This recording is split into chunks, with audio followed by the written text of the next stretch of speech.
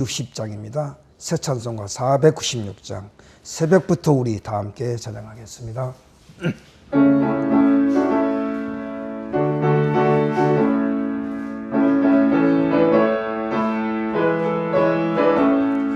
새벽부터 우리 사랑함으로써 저녁까지 씨를 뿌려봅시다. 열매 차차이고 곡식 거둘 때에 기쁨으로 단을 거두리로다. 거두리로다. 거두리로다. 기쁨으로 단을 거두리로다. 거두리로다. 거두리로다. 기쁨으로 단을 거두리로다. 비가 오는 것과 바람 부는 것을 겁을 내지 말고 뿌려봅시다. 일을 마쳐놓고 곡식 거둘 때에 기쁨으로 단을 거두리로다. 거두리로다.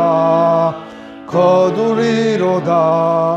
기쁨으로 단을 거두리로다. 거두리로다. 거두리로다. 기쁨으로 단을 거두리로다.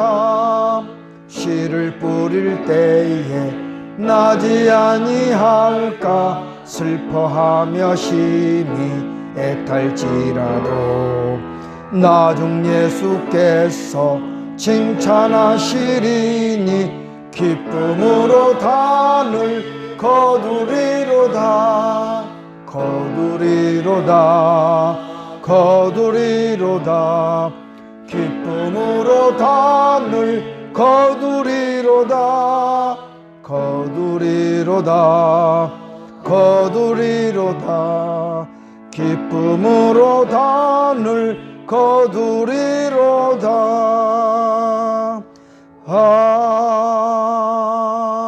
아멘. 아멘. 오늘 말씀입니다. 베드로전서 3장 1절로 12절 말씀입니다. 베드로전서. 초대교회 성도들이 핍박 그리고 박해 가운데서 신앙을 지키고 신앙생활을 하고 있을 때를 배경으로 하는 거예요.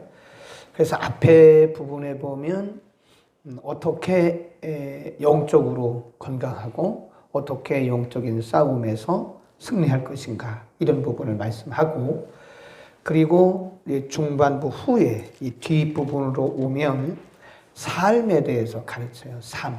앞에는 영적인 부분, 신앙적인 부분에 대해서 말씀을 하고, 그리고 후반부에 가면 삶, 생활에 대해서 말씀을 하고 있는데, 우리가 이제 왜 그렇게 말씀했는가를 생각을 해야 됩니다.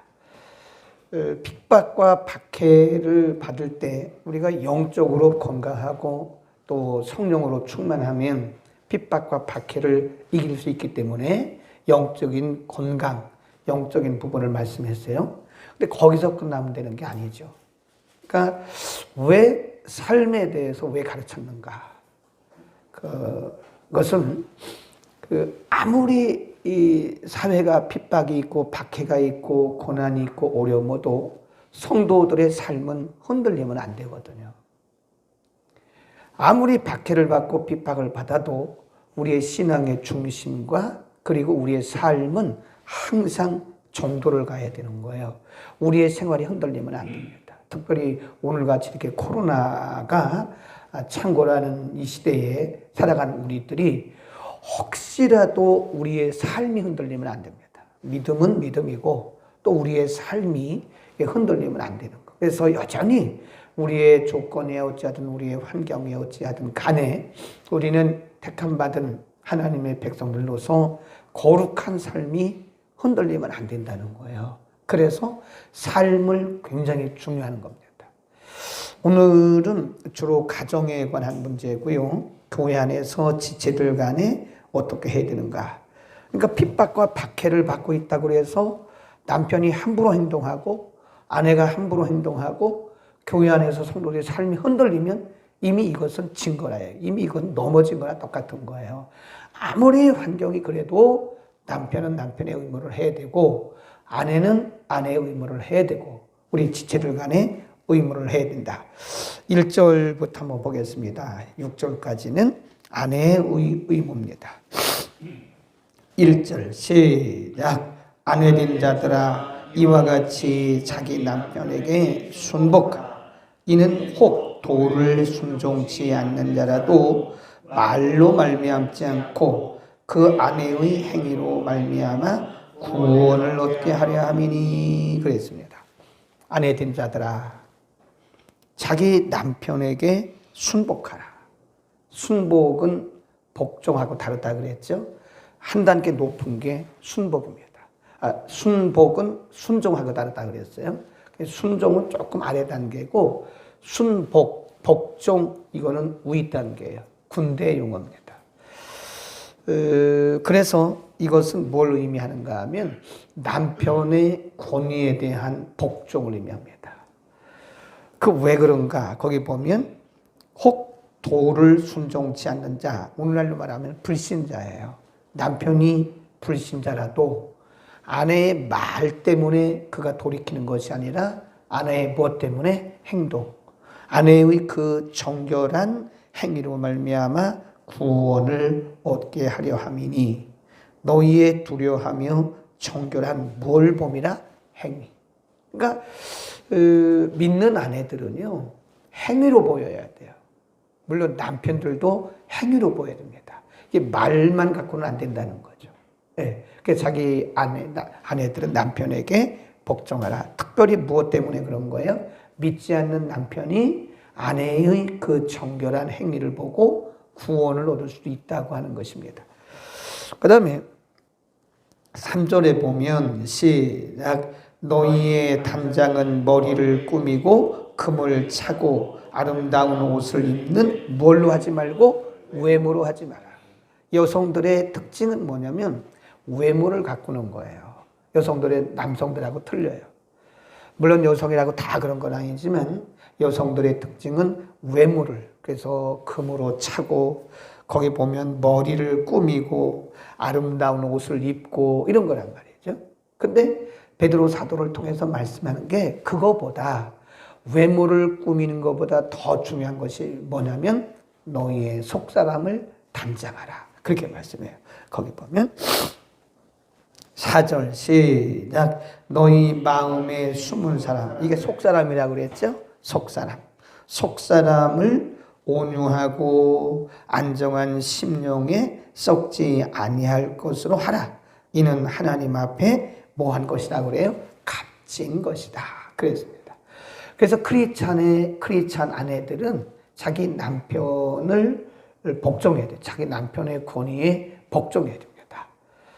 아무리 기도를 많이 하고 아무리 기독교 교리를 많이 알고 성경 공부를 하고 그래도 제자 훈련을 받았다 할지라도 자기 남편의 권위에 복종하지 않는 것은 제가 볼 때 50점도 안 돼요.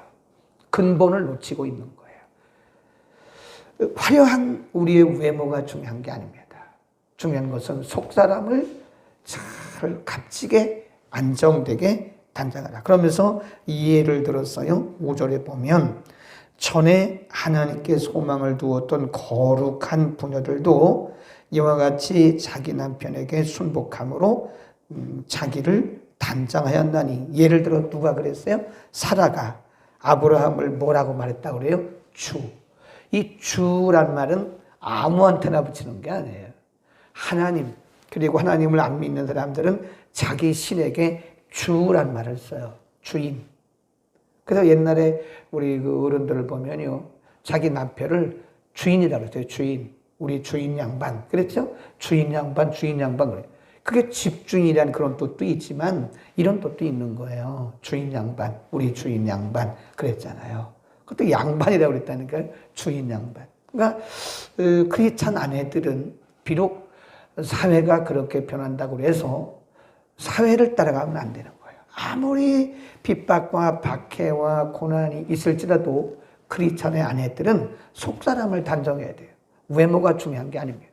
그래서 우리 예수 믿는 사람들은 너무 외모를 치장하는데 지나친 시간과 그리고 지나친 그 재정, 돈을 쓰는 것은 어떻게 보면 속사람보다 외모에 너무 관심이 있는 게 아니냐 그런 생각을 해요. 저는 우리 교회를 이렇게 보면 우리 교회는 참 좋은 분들이 많으세요.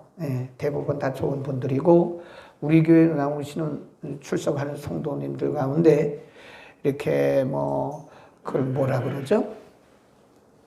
그 막 꾸미고 하는 걸 뭐라고 화려하게 막 꾸미고 그런 분들이 없어요. 막 사치하고 하는 분들이 우리 교회는 정말 없어요. 여성들도 그렇고 남성들도 그렇고 그래서 참 굉장히 성경적이다 그런 생각을 할 때가 많아요. 그 다음에 두 번째 7절에 가면 남편들에게는 짧게 하죠. 여성들에게는 1절부터 6절까지 길게 말씀을 했고 7절에는 뭐 남편들에게도 할 말이 많죠. 그런데 특별히 요약해서 가장 중요한 부분을 말씀했어요. 7절 시작. 남편 된 자들아 이와 같이 지식을 따라 자기 아내와 동거하고 거기까지 지식을 따라 아내와 동거하라 그 말은요 형식적이 아니라 그 말이에요. 중심으로 그리고 진심으로 그런 얘기입니다. 진심으로 아내와 동거하라 그 말은 아내를 내쫓거나 또 아내를 형식적으로만 동거하지 말고 마음은 다른 데 갔다 그런 얘기예요. 그러니까 진심으로 아내와 동거하라 이런 얘기예요. 기도할 틈을 얻기 위해서만 잠깐 이렇게 분방하는 고린도전서에 보면 그런 말씀도 있어요. 분방 이제 뭐 가정마다 다 경우는 다르겠지만 이 부부가 각방 쓰는 것도 어떻게 보면 이게 성경적이지 않아요. 그 분방 고린도전서에 보면 남편들은 아내와 분방하지 말라. 분방이란 말은 방을 나눠 쓴다 그런 뜻이거든요. 여기서 말하는 떨어져 사는 것을 얘기하는 거예요. 물론 뭐 직업상 이렇게 뭐 그럴 경우도 있죠. 그리고 직업상 일주일에 한 번 만나는 분도 있기는 하지만 사실 이게 굉장히 어려운 거래요. 그래서 남편과 아내는 항상 같은 방을 쓰고 같이 동거하는 게 중요해요. 그러니까 여기서 그 당시 왜 사도 베드로가 이런 말씀을 썼을까? 아내와 지식을 따라 동거하라. 이 말은 아내를 내어쫓지 말라는 거예요. 남편의 힘을 휘두르지 말라는 겁니다. 그 뒤에 또 뭐라고 그랬냐면 저가 아내죠. 아내는 더 무슨 그릇이라고 그래요? 연약한 그릇. 즉 아내를 무시하고 멸시하고 구타하고 이러면 안 되는 거예요. 그 디모데전서 3장에 보면 교회 목회자, 장로, 집사, 교회의 직분자들을 세울 때 이렇게 했어요. 자기 아내를 구타하지 아니하며 그런 표현도 있어요. 자기 아내를 구타하지 아니하며 그 아내를 구타하는 자는 목사가 돼서는 안 되는 거예요. 아내를 구타하는 자는 장로님이 돼서도 안 되는 거예요. 아내를 구타하고 무시하고 멸시하는 자들은 교회 집사님 돼서도 안 되는 거예요. 그러니까 지도자가 되면 안 돼요. 아내를 인격을 모독하고 아내를 구타하고 그러니까 구타란 말이 꼭 육신적인 구타만 얘기하는 게 아니거든요. 말로 하는 그 구타가 더 커요. 폭언. 이게 얼마나 무서운 건데 사람을 죽이는 거예요. 육체적으로 때리는 것보다 말로 폭언을 해서 인격을 모독하고 하는 것이 어떻게 보면 한 사람의 인격에 엄청난 손상을 주는 것이다. 그래서 사도 베드로가 그 당시 상황을 읽었던 것 같아요. 그 뒤에 보면 그릇이요 더 연약한 그릇이요 또 생명의 은혜를 유업으로 어떻게 받아요? 함께. 생명의 유업을 함께 받을 자로 알아 어떻게 여기라고 그래요? 귀하게 여겨라. 아멘. 남편들은 자기 아내를 밥해주고 뭐 청소해주고 이런 정도로만 생각하면 안 돼요. 같은 동일한 인격체인데 생명의 유업을 함께 받을 자라는 거예요. 함께 받을 자. 아멘. 그러니까 남편들은 아내를 정말 소중하게 여겨야 됩니다. 사랑을 넘어서 다른 데서는 뭐라고 그랬어요? 에베소 5장에 보면 남편들은 자기 아내 사랑하기를 누구 몸같이 하라고 그래요? 내 몸같이. 자기 몸처럼 사랑해요. 자기 몸. 아내를 사랑할 때 자기 몸을 사랑하듯이 그렇게 사랑하고 더 연약한 그릇이요 유업을 함께 받을 자로 알아서 그를 귀하게 여겨라. 귀하게. 네. 제가 이렇게 보기에는 뭐 다 그런 건 아닌데 일반적으로 남성들은요 결혼하기 전에는 결혼하기 위해서 온갖 아름다운 말들을 다 합니다. 아내에게. 그리고 보세요. 데이트할 때 보면 날씨가 춥잖아요. 그러면 자기가 입었던 잠바를 벗어서 입혀줘. 결혼하고 나잖아요. 결혼하고 나서 이렇게 갈 때 남편들이 춥다고 그래서 자기 잠바 벗어서 자기 아내를 입혀주는 사람은 지금까지 별로 못 봤어요. 결혼하기 전과 결혼한 후에 남편들의 마음이나 물론 아내들도 마찬가지겠죠. 네, 그러나 제가 볼 때 남편들이 더 심해요. 일단 결혼하게 되면 아내를 소중히 여기는 그런 마음들이 없어요. 제가 여러 번 이런 부부 세미나에서 얘기했는데 저는 제일 안 좋게 보여지는 것이 뭐냐면 자기 아내를 야 이렇게 부르는 사람들이 있더라니까. 야 이렇게 불러요. 이건 아니다는 생각이 들어요. 어른들도 그러더라니까. 자기 아내 보고 야 뭐 이러더라고요. 야 어떻게 자기 아내를 야라고 부를 수가 있는가? 도무지 이해가 안 갑니다. 어떻게? 물론 친근해서 그러겠죠. 그러나 예를 들어서 우리의 자녀들이 엄마에게 자녀들에게 볼 때는 엄마거든요. 엄마. 그런데 자기 아빠가 자기 엄마에게 야 이렇게 부르면 애들이 뭘 보고 우리 엄마는 야네? 그럼 애들도 엄마한테 야 이렇게 말할 거란 말이에요. 그래서 우리가 언어를 바꿔야 돼요. 언어. 네. 언어를 바꾸는 게 중요합니다. 결혼하기 전에 아내를 이렇게 데이트할 때 결혼하기 전에 가졌던 그런 마음으로 결혼한 후에도 그런 마음이 100% 같을 수는 없을 거예요. 그렇죠? 그러나 100%는 아닐지라도 그런 마음이 변치 않도록 그 이유가 있다니까요. 사도 베드로가 왜 이렇게 강조했느냐? 그 뒤에 보세요. 7절 끝에 이는 그랬어요. 이는 그 말은 뭐뭐 하기 때문이다. 비코스랍니다. 이는 시작. 이는 너희 기도가 뭐하지? 막히지 않게. 우리가 뭐 방언으로 랄랄랄라 아무리 기도하고 그러는 사람이 기도 많이 하고 말씀 많이 알고 이런 사람이 집에 가서는 자기 아내를 갖다가 구타하고 무시하고 뭐 야라 그러고 인격을 모독하면요 그 기도는 다 막혀요. 다 막힙니다. 이게 얼마나 중요한지 아세요? 기도를 많이 하는 게 중요한 게 아니에요. 하나님 보시기에 아름다워야 되는 거야. 우리의 삶과 마음이 아름답지 못하면 하나님 보시기에 우리의 삶과 마음이 아름답지 못하면 그 기도는 막혀. 어떻게 볼 때는 여기 예배란 말은 없지만 제가 볼 때 예배도 막힙니다. 예배가 상달이 안 돼요. 기도도 상달이 안 됩니다. 우리 꼭 기억해야 돼요. 우리 남편들은 이 베드로전서 3장 7절을 평생 기억해야 됩니다. 기도원에 가서 금식하고 기도하는 게 중요한 게 아니에요. 가정에서 자기 아내를 무시하고 그러면 안 돼요. 가정에서. 그래서 어떤 분들이 이렇게 얘기하잖아요. 목회자들이 큰 목회도 중요하지만 가정 목회가 실패하면 목회도 실패한 거예요. 근데 이게 가리워졌어요. 뭐 이런 얘기를 다 할 수는 없는데 목회자들 중에서 사모님을 굿하는 사람이 상당수가 있습니다. 이 사모님들을 상담해 보면요.